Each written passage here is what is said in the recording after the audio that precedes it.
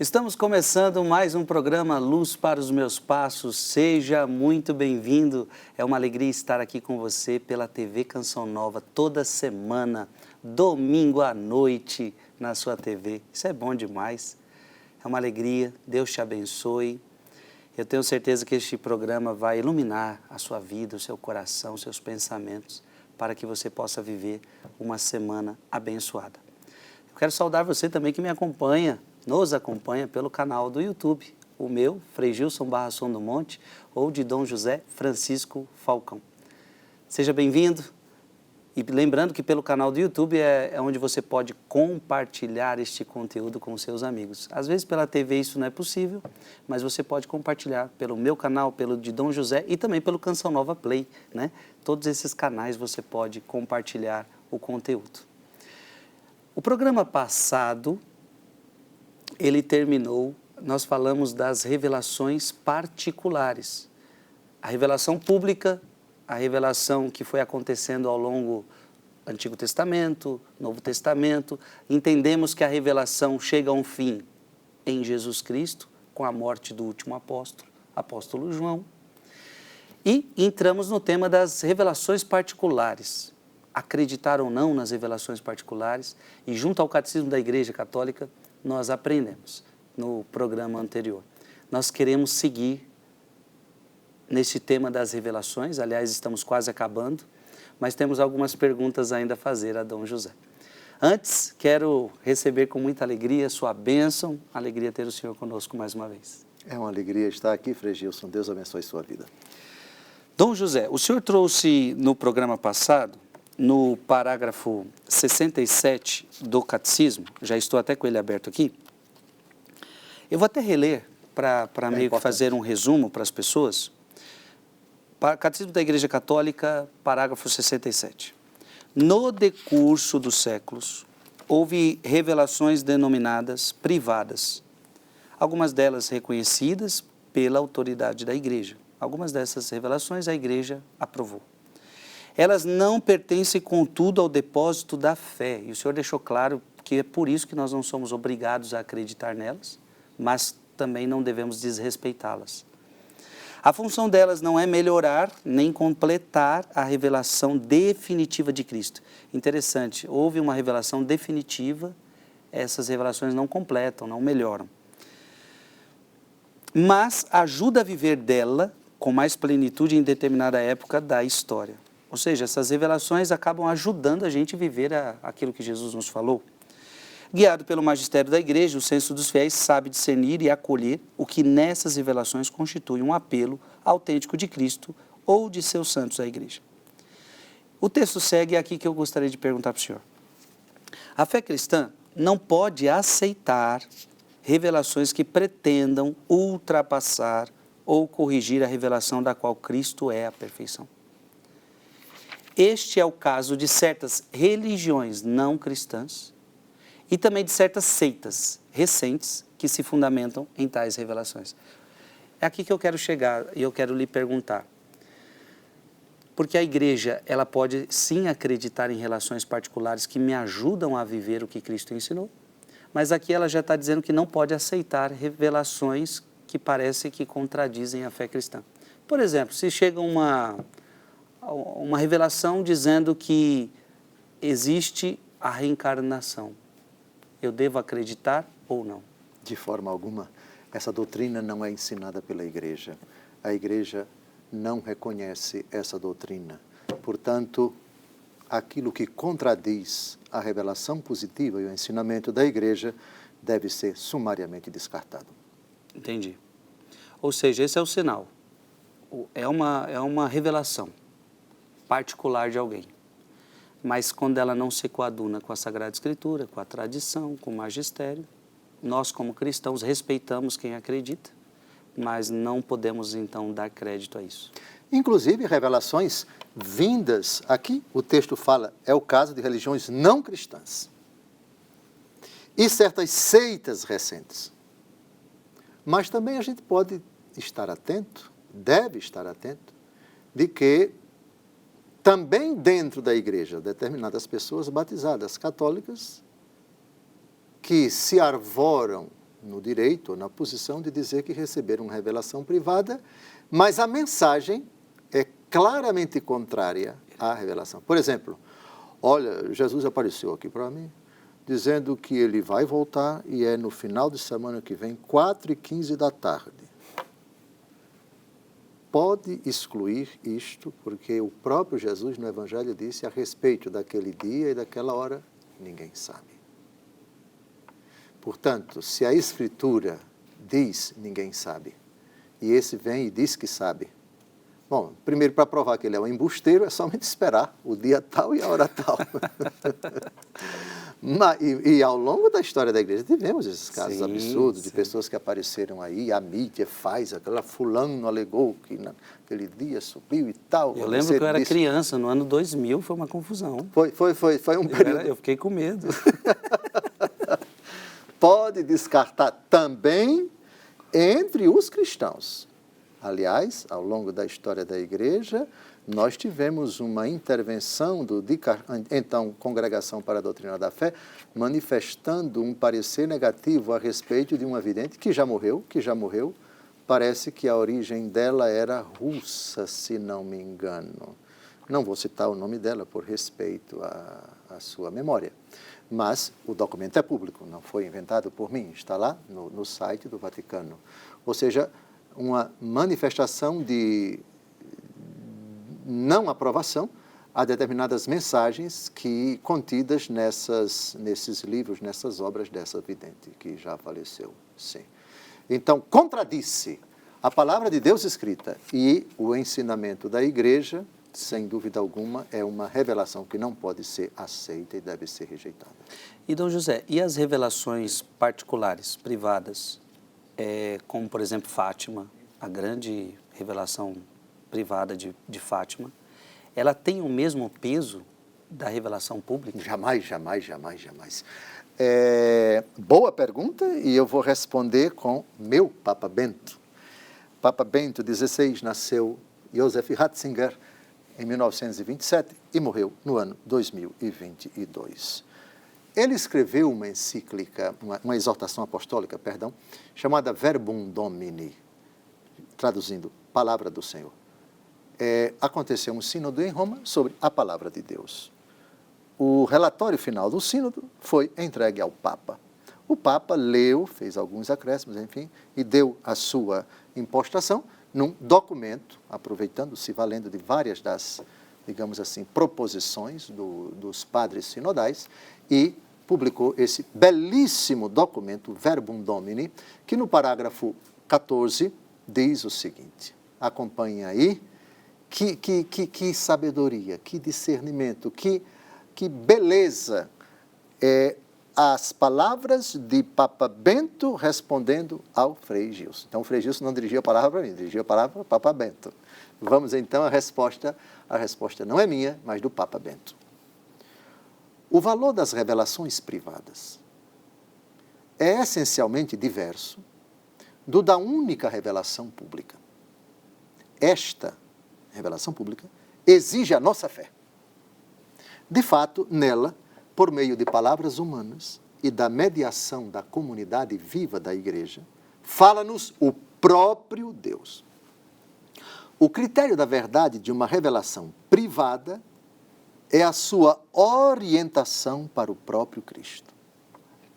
Quando aquela revelação privada nos afasta dele, certamente não vem do Espírito Santo, que nos guia no âmbito do Evangelho e não fora dele. A revelação privada é uma ajuda para a fé e manifesta-se como credível precisamente porque orienta para a única revelação pública. Por isso, a aprovação eclesiástica de uma revelação privada indica essencialmente que a respectiva mensagem não contém nada que contradiga a fé e os bons costumes. É lícito torná-la pública e os fiéis são autorizados a prestar-lhe de forma prudente a sua adesão. Uma revelação privada pode introduzir novas acentuações, fazer surgir novas formas de piedade ou aprofundar antigas. Pode revestir-se de um certo caráter profético e ser uma válida ajuda para compreender e viver melhor o Evangelho na hora atual. Por isso, não se deve desprezá-la. Sim. É uma ajuda que é oferecida, mas da qual não é obrigatório fazer uso. Em todo caso, deve tratar-se de um alimento para a fé, a esperança e a caridade, que são o caminho permanente da salvação para todos. Minha opinião sobre o grande Papa Bento, espetacular. Espetacular. Então vejam aqui que Papa Bento fala aprovação eclesiástica. O catecismo fala de reconhecimento. Mesma coisa. Um Papa que sai de Roma e vai se prostrar diante do Santíssimo Sacramento em Fátima. Oh, pelo amor de Deus! Aprovação eclesiástica, palavras do próprio Papa Bento, que aliás foi a Fátima. Sim. Como o Papa São João Paulo II, um ano depois que levou 3 tiros, foi lá. E, aliás, na véspera, no dia 12 de maio de 82, ele levou 3 tiros em 81. No dia 12 de maio, ele chegou e foi para Fátima e o Serviço Secreto de Portugal conseguiu prender, quando ele estava a 3 metros de distância de Papa São João Paulo II, ainda convalescendo dos 3 tiros que tinha recebido. Ele ia, um padre da Igreja Católica Apostólica Romana, um padre da Igreja Católica Apostólica Romana, estava vestido de batina, com uma escopeta, um punhal, sei lá, para cravar no pescoço de São João Paulo II e matá-lo. Então, Papa João foi lá, e em 2000, se não me engano, foi a Fátima para revelar a 3ª parte do segredo. Então, a presença, tantas obras que foram escritas, tantos papas que citaram Fátima. Também São João Paulo II foi a Lourdes, Bento XVI foi a Lourdes, São João Paulo II foi a Parelemonial, isso sem falar em muitos outros santuários onde aconteceram aparições. Então, o que é que nós temos aqui? Não é a igreja dizendo que você está obrigado a acreditar. Não. Por outro lado, você não pode desprezar. Eu acho de uma sabedoria enorme o que Papa Bento coloca aqui, por favor. Verbum Domini, parágrafo 14. Muito bom, muito bom. Lindo, de fato, lindo o texto do Bento XVI e esclarecendo bastante todo esse assunto. Dom José, ficou claro então que essa revelação nos foi dada. Que coisa linda, um Deus que se revela, um Deus que mostrou para nós o que estava oculto há séculos e foi se revelando aos poucos, e para que a gente pudesse se salvar. A pergunta que eu tenho para o senhor é o seguinte: a quem o Senhor confiou a tarefa de transmitir essa revelação? Porque não adianta essa revelação ficar parada lá no tempo. Para que ela chegasse até mim, alguém precisou transmitir. Então, a quem o Senhor confiou essa revelação? A instituição única, a única instituição, a Santa Igreja. E temos várias passagens que comprovam isso. O já citado texto de Lucas capítulo 10, versículo 16, quem vos ouve, a mim ouve, quem vos rejeita, a mim rejeita. As pessoas tomadas privadamente, São Paulo, me foi revelado o mistério, etc., etc. Deus Todo-Poderoso continua sendo livre para revelar a quem Ele quer, privadamente, a sua mensagem. Santa Faustina Kowalska, Lúcia, Jacinta e Francisco, Fátima, Melanie e Maximino La Salette, Bernadette Subiru, França, Lourdes. Dentre tantos outros, Santa Margarida Maria Lacoque, Parelemonial, França, Sagrado Coração de Jesus, etc., etc. E também por intermédio de um arcanjo, como São Miguel, os anjos da guarda, enfim, e outras revelações inúmeras. Deus continua enquanto Deus livre para se revelar, seja pessoalmente, seja por meio de um anjo ou um santo. a hora que Ele quiser, porque Ele é Deus. Mas em termos de instituição, somente a Igreja Católica é depositária desta revelação pública. A revelação pública escrita foi obra da Igreja, confiada à Igreja, que protege esta revelação, que medita esta revelação, que perscruta esta revelação e que anuncia fielmente esta revelação. A Santa Igreja. Então, não existe revelação sem Igreja. Isso é a fé católica apostólica romana. O catecismo teria alguma coisa a falar sobre isso? Parágrafo 74. Parágrafo 74. Parece que temos alguma coisa aqui de muita importância. Procure, por favor, e queira Vossa Reverendíssima ler. A transmissão da revelação divina. Ok. Por favor.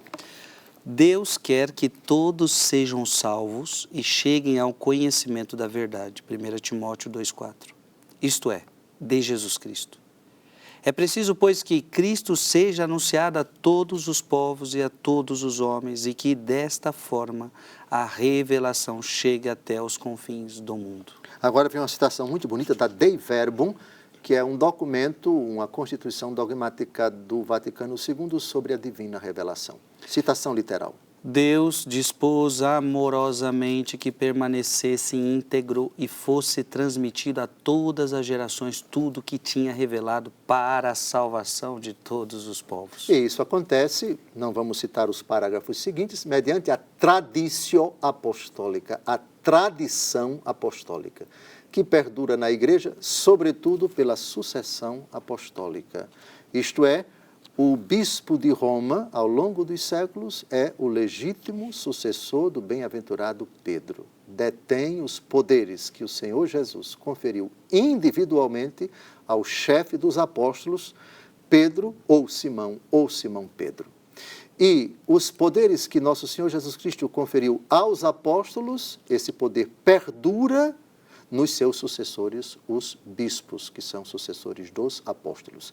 Lembrando também que a Igreja é apostólica. A apostolicidade é uma das 4 notas características da Igreja. Então, a Igreja, enquanto tal, ela é depositária da tradição apostólica, ela é garante, ela é protetora, ela é tutora e ela é, de certa forma, responsável, é a grande responsável pela manutenção, pela proteção, pela defesa, pela meditação, pela legítima interpretação do patrimônio do depósito revelado, que é a palavra de Deus escrita. Eu creio, Dom José, e até você que está em casa nos acompanhando, que nós então começamos a entrar num tema importantíssimo. Falamos de... Aliás, só para você entender, aqui a ideia é a gente caminhar na temática revelação, tradição e inspiração. Então, Dom José entendeu que, para entendermos o Antigo Testamento, é preciso você entender essas realidades. Revelação, tradição e inspiração. Então, eu acredito que começamos a entrar nessa questão da tradição. E a pergunta que eu já lhe faço existem provas no Antigo Testamento desta categoria cristã chamada tradição? Existiu uma tradição judaica que a gente recebeu? Pergunta da mais alta relevância, Frei Gilson. Vossa Reverendíssima nos introduz também numa categoria que é muito cara para os judeus. Por uma razão simples.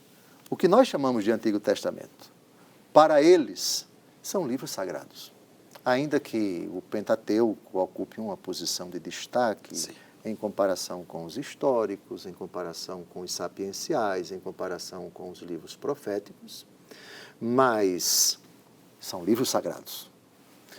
E a ideia que subjaz nesses livros sagrados? A primeira, da fé judaica, revelação. Temos provas, sim,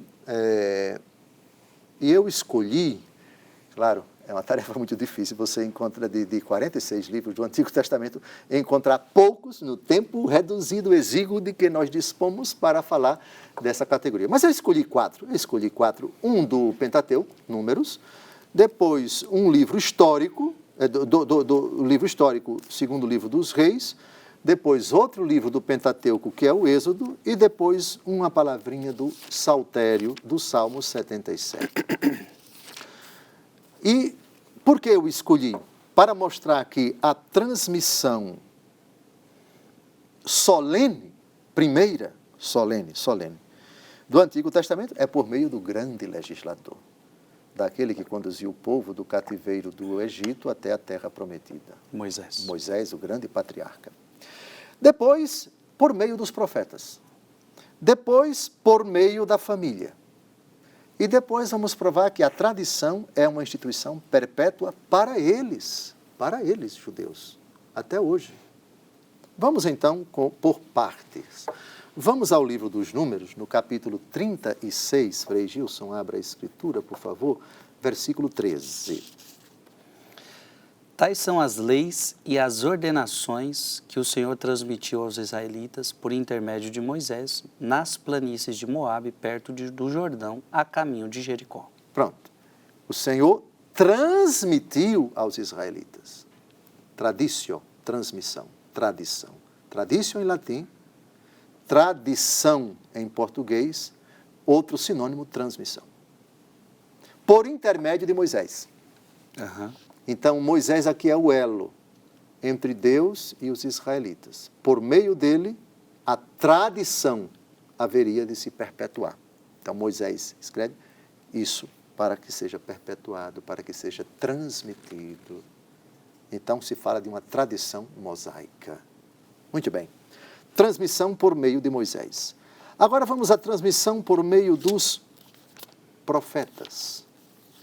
Segundo o livro dos Reis, capítulo 17, versículo 13. Segundo o livro dos Reis, capítulo 17, versículo 13. O Senhor tinha advertido Israel e Judá pela boca de seus profetas e videntes. Renunciai às vossas más ações, guardai meus mandamentos e minhas leis. Observai toda a lei que prescrevi a vossos pais e que vos transmiti pelos meus servos, os profetas. Pronto, então aqui temos um outro elo de tradição, outro elo de transmissão. Os profetas. Aqui já temos num período bem posterior a Moisés. Moisés já tinha morrido. Agora os canais são outros. São os boca de Deus, ou bocas de Deus, os profetas. Os profetas, então, transmitem oralmente e também por escrito aquilo que eles receberam do próprio Deus, seja imediatamente, seja mediatamente por meio dos acontecimentos ou daqueles antepassados e assim por diante. Então, transmissão é uma categoria relacionada com Moisés, o transmissor, e uma categoria relacionada com os profetas, os transmissores. Mas há uma outra instituição que é fundamental para a tradição, a transmissão, a família. Êxodo, capítulo 12, de 24 a 27. Essa instituição, ela é fundamental, talvez tenha sido a primeira, talvez até anterior a Moisés, essa instituição. Observareis esse costume como uma instituição perpétua para vós e vossos filhos. Quando tiverdes penetrado na terra que o Senhor vos dará, como prometeu, observareis esse rito. E quando vossos filhos vos disserem, o que significa esse rito? Respondereis, é o sacrifício da Páscoa, em honra do Senhor, que, ferindo os egípcios, passou por cima das casas dos israelitas no Egito e preservou nossas casas. São as descrições do rito judaico, a ceia judaica, não é? A um determinado momento da ceia, até hoje entre os judeus. Sim. Tem um momento em que um filho, geralmente o mais novo, faz essa pergunta, que significa esse rito? E aí o mais velho, normalmente o pai, responde, essa Páscoa em honra do Senhor, etc, etc. Então, é uma forma de transmissão. Os filhos aprendem dos pais, recebem dos pais, os pais transmitem para os filhos. Muito bonito. Essa categoria existe e é fulcral no mundo judaico. E para concluir, Salmo 77, versículos de 5 a 6, essa tradição é uma instituição perpétua, porque a Páscoa é uma instituição perpétua. E você transmite para as gerações seguintes que a Páscoa deve ser perpetuada, sempre no dia 14 do mês de Nisan, é com a boca, transmitindo de geração para geração. Salmo 77, de 5 a 6. Ele promulgou uma lei para Jacó, instituiu a legislação de Israel, para que aquilo que confiara a nossos pais, eles o transmitissem a seus filhos, a fim de que a nova geração o conhecesse, e os filhos que lhe nascessem pudessem também contar aos seus. Olha, que maravilha! Isto é, aqueles que precedem os mais novos devem transmitir aos mais novos. E esses, quando crescerem, vão transmitindo às gerações que vão se seguindo e assim por diante. É assim que se perpetuam valores. É assim que se consolida uma religião. É assim que, no tempo, a realidade que Deus revelou lá atrás permanece viva na memória das gerações sucessivas. Vou repetir para a gente encerrar esse bloco, que eu achei tão bonito esse texto, Salmo 77, de 5 a 6. Ele promulgou uma lei para Jacó, instituiu a legislação de Israel, para que aquilo que confiara a nossos pais, veja, confiou aos pais, eles os transmitissem a seus filhos, a fim de que a nova geração conhecesse e os filhos que lhes nascessem pudessem também contar aos seus. Eu tenho uma pergunta muito importante para fazer a Dom José, lendo este texto, que eu tenho certeza que é muito importante para nós, dessa geração de hoje. Então, é uma alegria ter você aqui neste programa, é só o primeiro bloco. Esse é um programa onde nós lemos a palavra, onde nós meditamos e aprofundamos este texto tão sagrado. É uma alegria ter você aqui, um breve intervalo e a gente já retorna.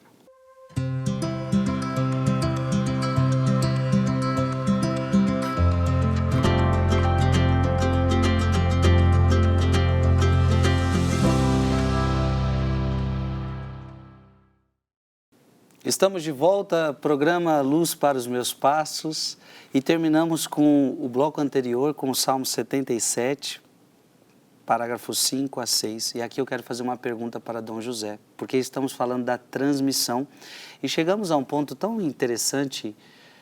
A família sempre foi um lugar de transmissão da tradição. E olha que bonito, nós lemos o texto. Ele promulgou uma lei para Jacó, instituiu a legislação de Israel, para que aquilo que confiara a nossos pais, então Deus confiou algo aos pais, eles o transmitissem a seus filhos, a fim de que a nova geração o conhecesse e os filhos que lhes nascessem pudessem também contar aos seus. Não é nem pergunta, Dom José, mas a gente olha para o passado e vemos que nós éramos mais cristãos. Me parece que havia transmissão de pais para filhos e a fé ela sempre foi transmitida. Hoje nós vemos uma sociedade, a minha geração, ela já vê uma perda de valores muito grande. Então, o senhor atribui que houve, em algum momento da história, houve uma falta dessa transmissão de valores, a transmissão da fé para os filhos, para os netos? Uma crise, sem dúvida alguma, que já vem se manifestando há tempos na igreja, o fenômeno da diminuição de integrantes de uma instituição religiosa não é algo que toca apenas a Igreja Católica Apostólica Romana. Esse fenômeno, digamos assim, sobretudo nas sociedades, aspas, nos países, aspas, ditos desenvolvidos, é uma realidade bastante presente, lamentavelmente. As causas são diversas, mas uma delas, sem dúvida alguma, é a não observância daquilo que me vem à mente sempre, a perda e o encontro do menino Jesus no templo entre os doutores da lei.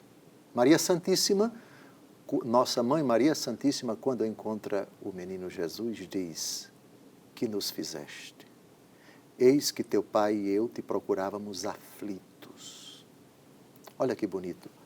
Pais preocupados com uma certa aflição com os seus filhos. Jesus ali tem 12 anos de idade. Qualquer ramo da pedagogia hoje pode dizer com toda segurança, com toda certeza, que os primeiros anos da vida de uma pessoa são fundamentais para incrementar no coração dela, da criança, valores. Uhum. Seja pelo bom exemplo dos pais, seja também pelo ensino. Não somente aprender a ler. Antigamente, muitas famílias ensinavam os seus filhos a ler com a Bíblia mesmo, né? E livros de santos, etc. Uma coisa muito, muito interessante, muito útil, muito válida no meu entendimento. Bom, mas essas coisas básicas, mas que não são exclusivas do cristianismo, aprender a ler, escrever, pagão também aprende a ler e aprende a escrever. Mas eu me refiro a valores. Exato. Isto é, os mandamentos, os sacramentos, a oração do cristão, o credo, principais verdades, o que deve ser crido, o que deve ser feito, o que deve ser celebrado e o que deve ser orado. Eu creio, o credo, as principais verdades da fé. Logo cedo, incutir no coração das crianças as orações básicas do cristão. Depois, o ensino mesmo com a palavra. Já na tenra idade, papai do céu, mamãe do céu, fazer o sinal da cruz, se dirigir a Deus antes de dormir. Papai do céu, muito obrigado por este dia. Abençoa papai, abençoa mamãe, protege-nos a nós, que não nos falte o pão de cada dia. Coisas básicas. Oração antes e depois das refeições. Um clima de cristianismo, de fato, onde se teme a Deus, onde os valores morais são incutidos. Não pode mentir, não pode chamar palavrão, tem que respeitar o outro. Na escola, no convívio com os coleguinhas, etc. Não faça para os outros aquilo que você gostaria que os outros lhe fizessem. Essas coisas básicas do cristianismo, incutidas desde cedo para as criancinhas, elas vão crescendo, vendo os pais se amando, os pais se respeitando, os pais temendo a Deus, os pais rezando, os pais indo à missa, e não somente matriculá-las na primeira Eucaristia e jogá-las, por assim dizer, para que os catequistas façam aquilo que, em primeiro lugar, Exato. é a obrigação dos pais, que são os primeiros catequistas. Bem, uma família nesses moldes, ela vai forjando corações profundamente tementes a Deus, de sorte que, se essa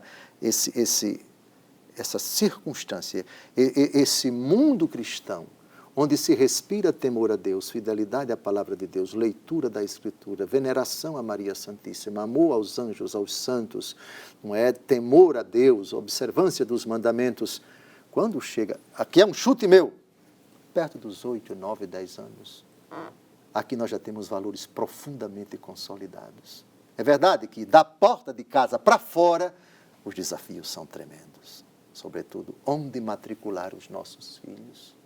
Que alternativas nós temos diante de não poucas escolas onde, na verdade, o ambiente não lembra nada de cristianismo, contra valores, onde aquilo que ofende a Deus é aplaudido, é permitido, é tolerado e assim por diante. Mas há resistências, há iniciativas bonitas, a força da família, a força da palavra de Deus, a força do exemplo, a força do testemunho dos pais, não permitindo que os filhos se desviem, incutindo nele respeito profundamente pela palavra de Deus, pelos valores sagrados que nortearam as gerações anteriores, mesmo sabendo, Frei Gilson, diante de tantas dificuldades, nada está perdido.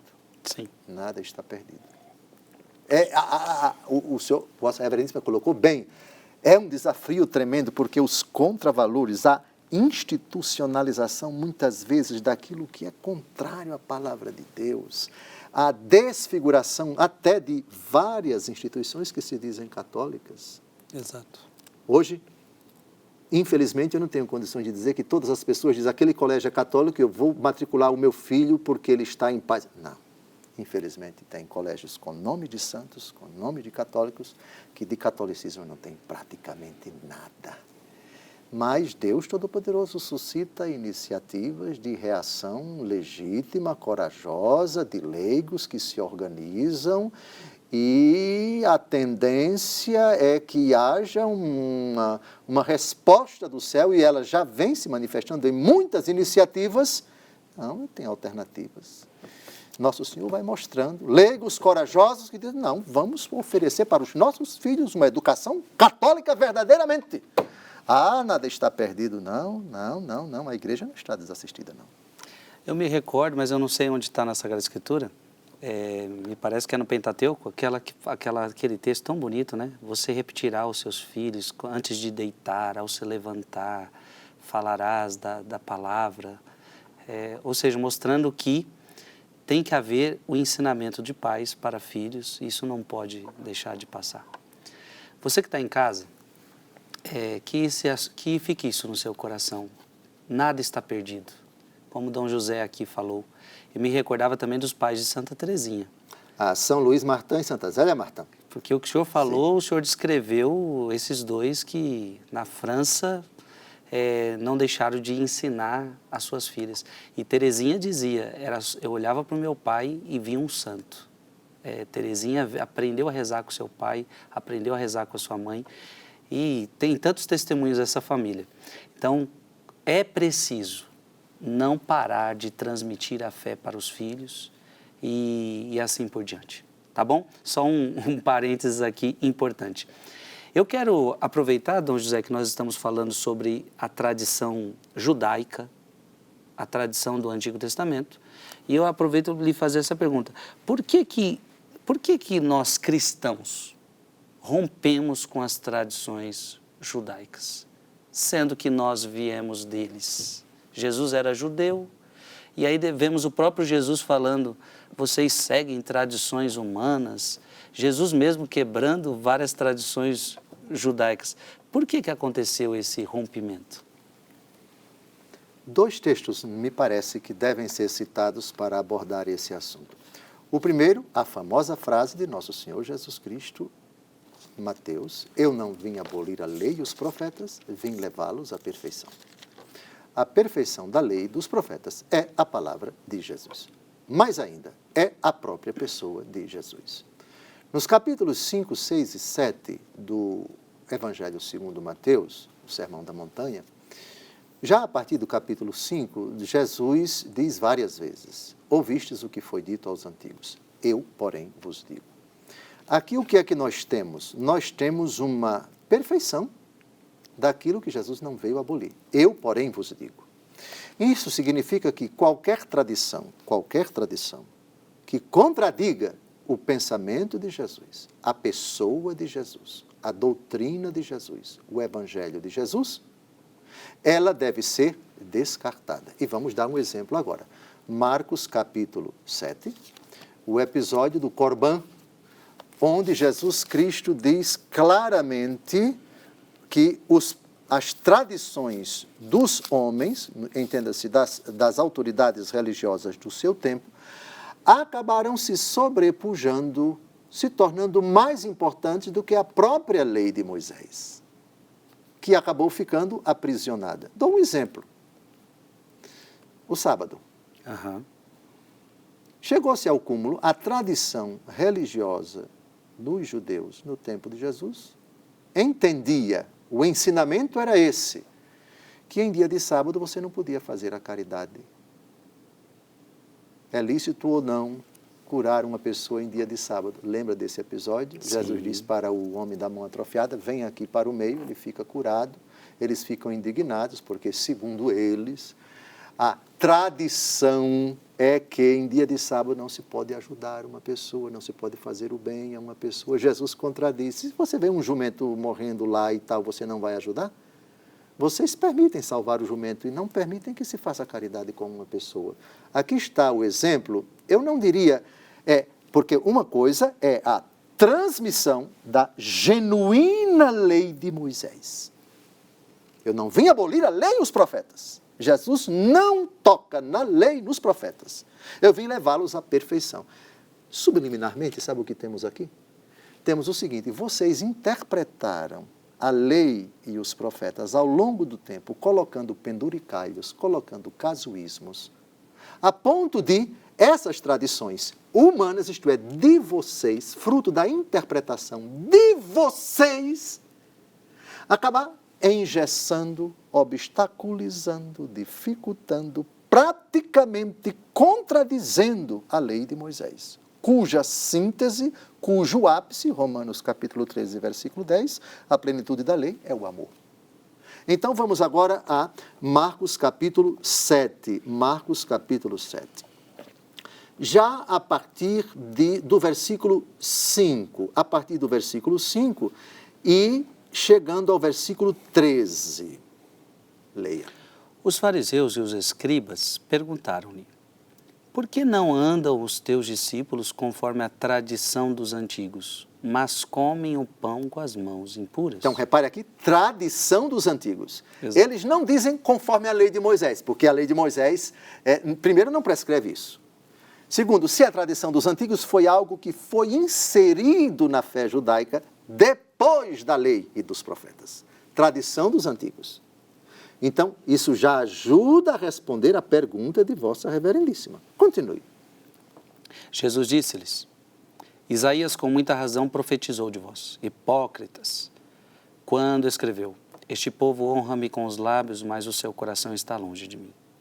Em vão, pois, me cultuam, porque ensinam doutrinas e preceitos humanos. Humanos, está aqui, continue.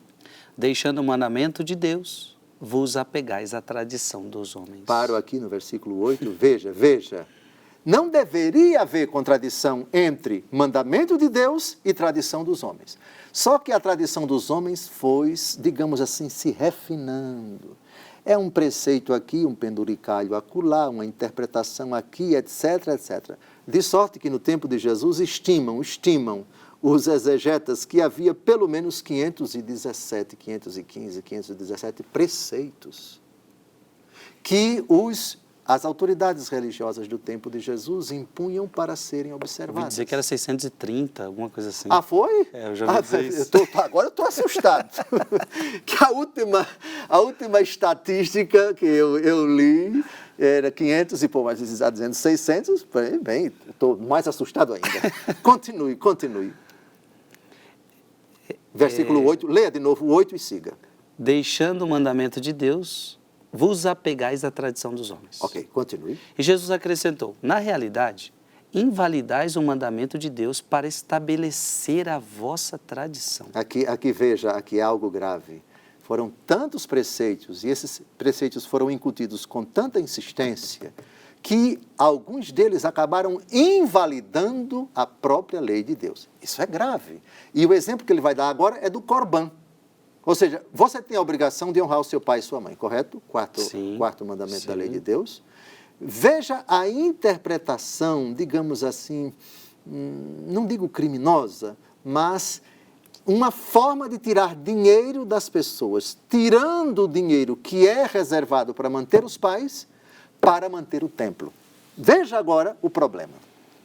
Pois Moisés disse: honra teu pai e tua mãe, e todo aquele que amaldiçoa pai ou mãe seja morto. Então isso é o que Moisés disse. Que é palavra de Deus. Exato. Quarto mandamento, honrar pai e mãe. Certo. Vós, porém, dizeis: se alguém disser ao pai ou à mãe, qualquer coisa que a minha parte te pudesse ser útil é corbã, isto é, oferta. E já não lhe deixais fazer coisa alguma a favor de seu pai ou de sua mãe, anulando a palavra de Deus por vossa tradição, que vós vos transmitistes. Isso já é grave. Mas se só fosse isso, menos mal. Mas tem uma outra frase aí. Se assuste agora. Leia, se assustando. E fazeis ainda muitas coisas semelhantes. Pronto. Ou seja, a habilidade intelectual, teológica das autoridades do tempo de Jesus fizeram esses, eu vou usar uma expressão engraçada do circo, contorcionismo. Sabe os bailarinos, sei lá, do circo, que se contorce, que faz assim e tal com o corpo? Existe contorcionismo também teológico, né? Você pega um texto, pega um outro texto e faz um raciocínio, quando menos espera, A Bíblia Sagrada não tem valor nenhum. O que vale é o que você está ensinando. Isso existia no tempo de Jesus. Então, Jesus veio abolir isso. Eu não vim abolir a lei e os profetas. Vim levá-los à perfeição. Quer dizer, eu vim depurar, por assim dizer, a lei e os profetas desses penduricalhos, dessas tradições humanas. Então, há o rompimento de Jesus com essas tradições humanas, com essas realidades que acabam invalidando a palavra de Deus. A lei de Deus, que veio do próprio Deus. Como é que Deus pode contradizer e abolir aquilo que Ele mesmo instituiu? Mas entre a lei de Deus e nosso Senhor Jesus Cristo temos séculos de experiência e de fé, mas infelizmente também de penduricalhos que vão aparecendo, preceitos humanos que foram sendo colocados a ponto de invalidar a palavra de Deus. Você chegar ao cúmulo de dizer que no dia de sábado você não pode ajudar uma pessoa, não, sei lá, uma escola rabínica dizia, você não pode dar tantos passos, além de tantos passos, porque se você der, você vai estar se cansando, fazendo o trabalho. Exato. E o sábado é o dia do repouso. Já imaginou? Uma escola rabínica que diz que até tantos metros você pode ir depois de tantos metros. Sim, mas minha mãe mora a 6 quilômetros daqui e está passando mal e não tem ninguém para cuidar dela. Não, tem que deixar ela morrer, porque se você não pode violar o preceito do sábado, que é mais importante do que a vida da sua mãe. Como? Coisas dessa natureza aconteciam, essa casuística no tempo de Nosso Senhor Jesus Cristo, e Nosso Senhor Jesus Cristo, não, vocês invalidam a palavra de Deus. Até os dias de hoje, tem lugares que a gente vai lá em hotéis, você não pode apertar o número do elevador. Porque como assim? É trabalhar, se você apertar o botão do elevador... Não sabia disso. Em que país, pelo amor de Deus? Está lá na Terra Santa. Na Terra Santa. Aí o elevador... Eu já estive na Terra Santa. Ele é programado em cada andar para que ninguém aperte o botão do elevador. Não sabia disso. Tem umas coisas doidas. Quando eu voltar lá, eu vou observar isso, francamente. Eu pergunto, ainda continuo com o senhor perguntando o seguinte... era praticamente impossível, hoje nós não somos uma igreja, podemos dizer, dos judeus. Não, de forma alguma. Nós somos cristãos. Nós somos cristãos. De tudo que o senhor está falando, me parece por isso que precisou haver um rompimento, porque era impossível a igreja de Cristo nascer, pegar essa vertente, somos judeus, somos judaizantes, alguma coisa assim. Foi preciso, de fato, haver um rompimento, porque... Até hoje a gente vê, eles não abandonaram as suas tradições, parece que são apegados a essas realidades aqui. Então, Jesus precisou, de fato, gerar algo novo. Sim, é verdade. Acho que vale a pena citar Mateus capítulo 5, versículos de 17 a 20. Aqui nós temos, ao mesmo tempo, nosso Senhor Jesus Cristo isentando a lei e os profetas de qualquer culpa, nosso Senhor Jesus Cristo ratificando a lei e os profetas. Nosso Senhor Jesus Cristo nunca fez uma crítica à lei e aos profetas. A palavra perfeição vai aparecer aqui e também vai aparecer a realidade chamada escribas e fariseus. Se a vossa justiça não for superior à deles, vocês não vão entrar no reino dos céus. Por favor, Mateus capítulo 5, de 17 a 20. Esse texto é imprescindível para abordar o assunto apresentado pelo Frei Gilson. Nenhum cristão pode ignorar essa passagem. Leia. Não julgueis que vim abolir a lei ou os profetas. Não vim para os abolir, mas sim para levá-los à perfeição. Pois em verdade vos digo, passará o céu e a terra, antes que desapareça um iota, que é a menor letra do alfabeto hebraico, um traço da lei. Aquele que violar um destes mandamentos, por menor que seja, e ensinar assim aos homens, será declarado menor no reino dos céus. Mas aquele que os guardar e os ensinar será declarado grande no reino dos céus. Digo-vos, pois, se vossa justiça não for maior do que a dos escribas e fariseus, não entrareis no reino dos céus. Vossa justiça tem que ser maior do que a dos escribas e fariseus. E existe justiça maior do que a deles? Existe. Cristo, nossa justiça. Bem-aventurados os que têm fome e sede de justiça. Sabe como os padres da igreja interpretam essa bem-aventurança? Bem-aventurados os que têm fome e sede de Jesus. Jesus é a justiça do Pai. A primeira carta de São João e outras passagens, ela chama Jesus Cristo de o justo. Deus faz justiça com os homens, não quando Ele dá para os homens aquilo que os homens merecem ou a que têm direito. Não. Deus faz justiça consigo, quando Ele ama tanto o mundo a ponto de enviar o seu Filho. A justiça de Deus está na cruz. A justiça de Deus é a sua misericórdia. Então, quando Jesus disse, se a justiça de vocês não for maior que a dos escribas, a justiça dos escribas é uma justiça legalista. É uma justiça que diz, faça coisas e Deus está obrigado a salvar você. Cumpra a lei. A salvação que vem pela lei. Exatamente. Romanos, por favor. Romanos capítulo 3, por favor.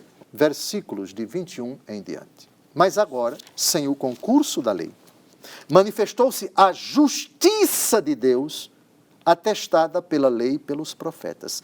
Esta é a justiça de Deus pela fé em Jesus Cristo para todos os fiéis, pois não há distinção.